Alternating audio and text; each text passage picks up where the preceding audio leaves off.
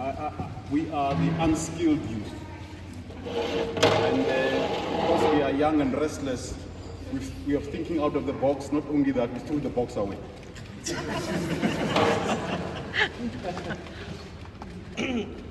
We are here at the Youth Indaba here to look specifically at what mining companies can do about the unemployment, criminality, hopelessness of the unskilled youth. So I'm joined here by the CEO of Limpopo Resources, who will give perspective in terms of, from the mining company's perspective, what are they going to do about this army of unemployed youth, this unskilled youth. And she's joined by the Chief Information Officer of Earthworks, So he's going to give us the sort of opportunities that are available or can be created and solutions for this army of unemployed youth. But before that, I want you young lions to roar. And I'm going to ask you, basically, to give in succinct terms what your current realities are. Over to you, sir. Thank you, leadership. My name is Mzila and my surname is Swart. I come from that mining community, sir. As you correctly said, I don't have any skills.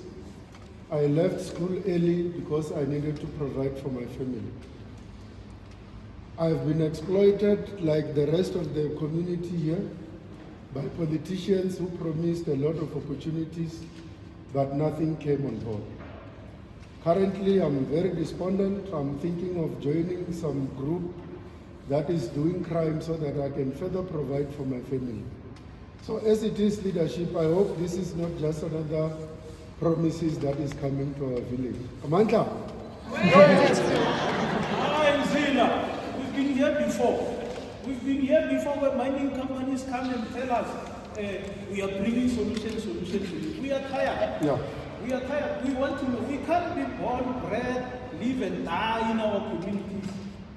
What solutions are they bringing this time? Who are we going to be stagnant in our communities? Who are? We want to know. Mata comrades. Yeah. Thank you, comrades, for that valuable input. I'll now ask the CEO of Limpopo Resources, just to give a perspective of how the mining companies are dealing with this issue. Over to you, ma'am. So my message to the youth is the following. We have heard you, we understand your pain points, and we have gained keen insights. So we understand that when you look forward, you see a fragmented system. You see a lack of collaboration. You see too much dependency on a mine. And when the mine closes, there's nothing else left. We see a dilution of efforts. We basically see fragmented leadership across from public to private to community. So with that in mind, we have come together, all the mining companies together, and we propose a new deal for youth. We are proposing a public-private partnership national vehicle for skills development in the mining communities. But here's the caveat. We're not going to wait. We are basically taking ownership. It's a private sector driven model, but inclusive of private sector, communities, foundations, NGOs. And it will have a framework focused on skills development. So what are the principles that we are driving with this public-private partnership here? Partnership, a shared vision, collaboration, a future fit with a skills model that deals with critical skills, local skills, global skills. We want basically this vehicle to move us in the next 10 to 20 years with the youth into a globally competitive space. So you're highly mobile, highly productive, but locally relevant. So I'm now going to hand you over to Professor Digimon, our digital expert, who will explain further. So what the PPP collaboration has allowed us to do is to actually create something that is bigger than the sum of its parts. Every mine, when we went out and chatted to the youth and chatted to miners, we saw that Exara builds a classroom. Anglo builds a classroom, but no one builds the entire school. It diffuses the effort and the resources that go into it. So what we've done is we've built something that is scalable across all mines, all communities, and relevant for all communities. When we went out and chatted to the youth, one of the interesting points that came out was most of the mines provide free Wi-Fi, and when they move up Maslow's hierarchy of needs, it goes from just surviving to actually having a cell phone and being globally social.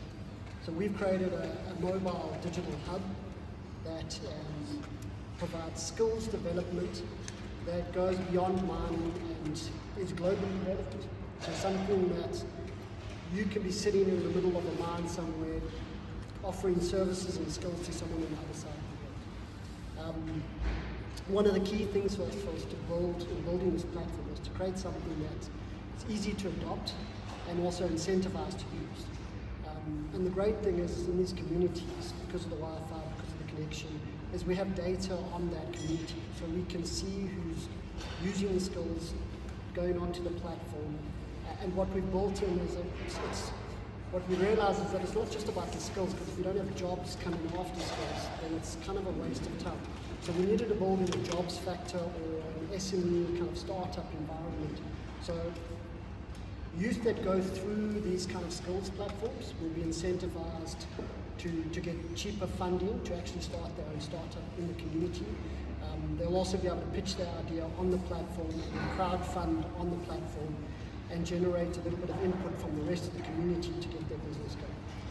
And we hope that will give justice to justice.